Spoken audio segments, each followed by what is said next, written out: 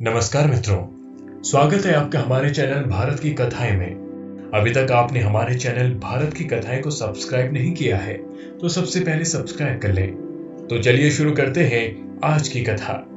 महाभारत युद्ध के बाद श्री कृष्ण और भीष्म पितामह के बीच अंतिम संवाद। महाभारत का युद्ध 18 दिनों तक चला था। युद्ध खत्म होने के बाद कुरुक्षेत्र के मैदान में चारों तरफ खून से लथपथ सैनिकों की लाशें, टूटे हुए रथ, भाले, तलवार आदि सब पड़े थे और जमीन पर सैकड़ों गिद्ध, सियार और कुत्ते भोजन की तलाश में घूम रहे थे। और उन्हीं के बीच बाणों की शैया पर भीष्म पितामह लेटे हुए थे। भीष्म पितामह को ये बाण युद्ध करते समय अर्जुन ने मारे थे। भीष्म पितामह अर्जुन से महान योद्धा, लेकिन फिर भी अर्जुन ने उनके शरीर को अनगिनत बाणों से भेद दिया था। अर्जुन ने भीष्म पितामह को अनगिनत बाण कैसे मारे, इसके पीछे भी एक कहानी है। अर्जुन ने भीष्म पितामह को इतने बाण मारे कि जब वे जमीन पर गिरे तो शरीर से आर पार बाणों की एक सैया बन गई। भीष्म पितामह को इच्छा मृत्यु का वरदान था। अनगिनत बाण लगने के बाद भी उन्होंने अपने प्राण नहीं त्यागे, क्योंकि उन्होंने शपथ ली थी कि जब तक वे हस्तिनापुर को सुरक्षित नहीं देख लेते, वे अपने प्राण नहीं त्यागेंगे। महाभारत के युद्ध में पांडवों की विजय हुई और युधिष्ठिर को हस्तिनापुर का राजा घोषित किया गया। तब भीष्म पितामह ने अपने प्राण त्यागने का निर्णय किया। युद्ध खत्म होने के बाद सूर्य पश्चिम की ओर ढलने ही वाला था। उसी समय सभी पांडव और श्री कृष्ण भीष्म पितामह से मिलने आखिरी बार आते हैं। उस समय कृष्ण और भीष्म पितामह के बीच जो संवाद हुआ वो इस प्रकार है। प्रणाम पितामह। आओ देवकी नंदन, आपका स्वागत है। मैं आपके बारे में ही सोच रहा था। पितामह, अब तो मैं आपसे यह भी नहीं पूछ सकता कि आप कैसे हैं। थोड़ी देर चुप रहने के बाद पुत्र युधिष्ठिर का राज्याभिषेक करा दिया। अब उसके परिवार में कोई बड़ा बुजुर्ग नहीं बचा है, इसलिए आपको ही उसका ध्यान रखना होगा। भगवान कृष्ण चुप रहे। क्या आपसे कुछ प्रश्न पूछ सकता हूँ? बड़े सही समय पर आए हो। यह शरीर छोड़ने से पहले मेरे कुछ भ्रम दूर कर दो। बताओ कृष्ण, आप तो ईश्वर हो ना? श्री कृष्ण ने बीच में ही टोकते हुए कहा, नहीं पितामह, मैं तो आपका पौत्र हूं। पितामह हंसने लगे और बोले, अब तो ठगना छोड़ दो कन्हैया।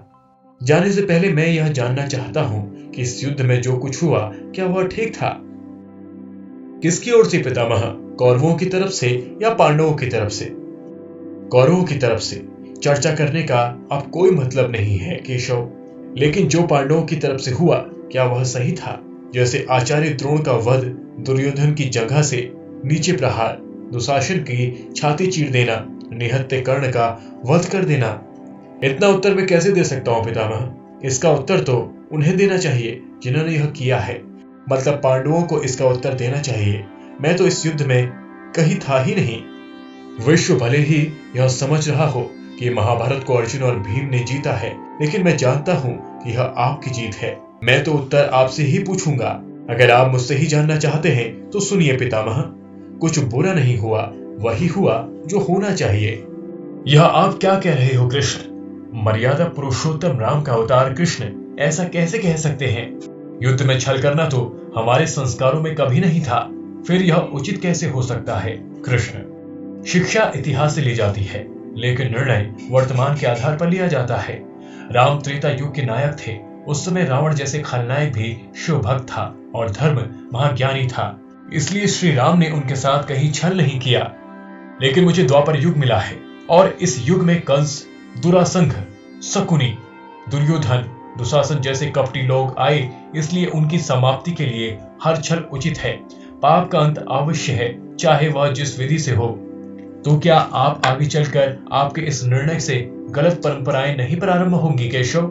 क्या भविष्य आपके इन छलों का अनुसरण नहीं करेगा, और करेगा तो क्या यह उचित होगा?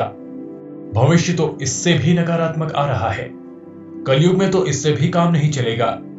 वहां मनुष्य को कृष्ण से भी कठोर होना होगा, वरना धर्म समाप्त हो जाएगा। जब क्रूर शक्तियां धर्म का विनाश करने के लिए आतुर हों, तो नैतिकता अर्थहीन हो जाती है।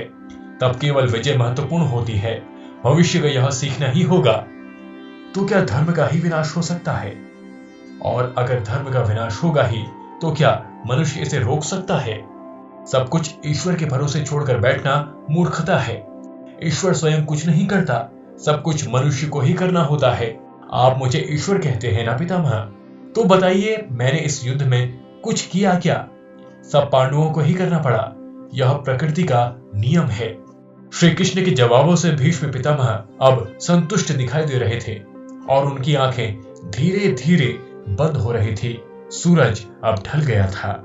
ऐसे ही कथाएं सुनने के लिए भारत की कथाएं चैनल को सब्सक्राइब जरूर कर लें और शेयर करना ना भूलें।